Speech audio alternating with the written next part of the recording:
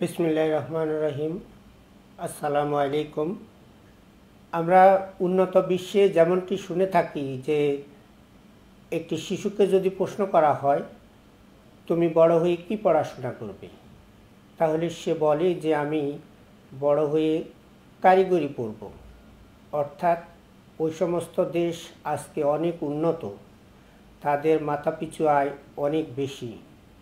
আমরাও আমাদের দেশকে সামনের দিকে এগিয়ে নিয়ে যাওয়ার জন্যে আমরা আমাদের সরকার,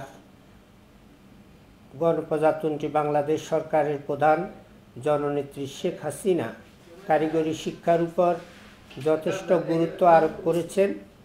তেমনি করে বঙ্গবন্ধুর ক্ষুধা এবং দারিদ্র্যমুক্ত একটি সোনার বাংলা গড়ে তোলার জন্যে অক্লান্ত পরিশ্রম করে যাচ্ছেন শিক্ষা মন্ত্রণালয়ের কারিগরি এবং মাদ্রাসা শিক্ষা বিভাগ এবং কারিগরি শিক্ষা অধিদপ্তর এবং কারিগরি শিক্ষা বোর্ড।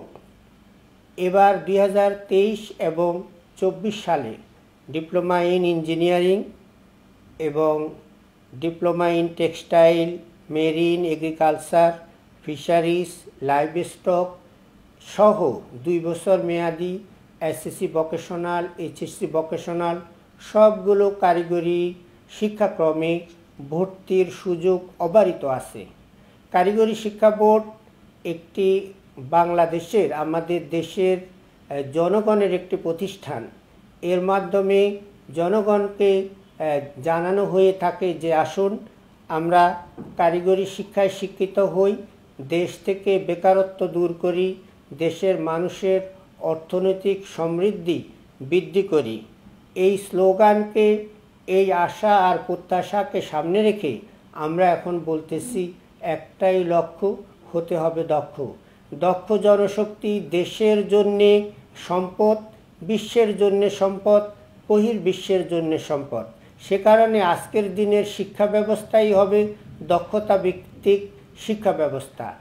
স্কিল হচ্ছে শিক্ষার অন্যতম একটা লক্ষ্য। এই স্কিলে যাওয়ার জন্যে কারিগরি শিক্ষায় সকলকে শিক্ষিত হওয়ার জন্যে, সকল স্তরে শিক্ষিত হওয়ার জন্যে আহ্বান জানাই। আমরা আশা করি আমরা আমাদের নিজেদের সন্তানদেরকে, আমাদের আত্মীয় স্বজন পরিজনকে, আমাদের সমাজের সকল মানুষকে আমরা আহ্বান জানাবো, আসুন কারিগরি শিক্ষায় শিক্ষিত হই, দেশকে অর্থনৈতিক দিক থেকে উন্নত করি, নিজেরাও উন্নত হই। জয় বাংলা। আল্লাহ হাফেজ।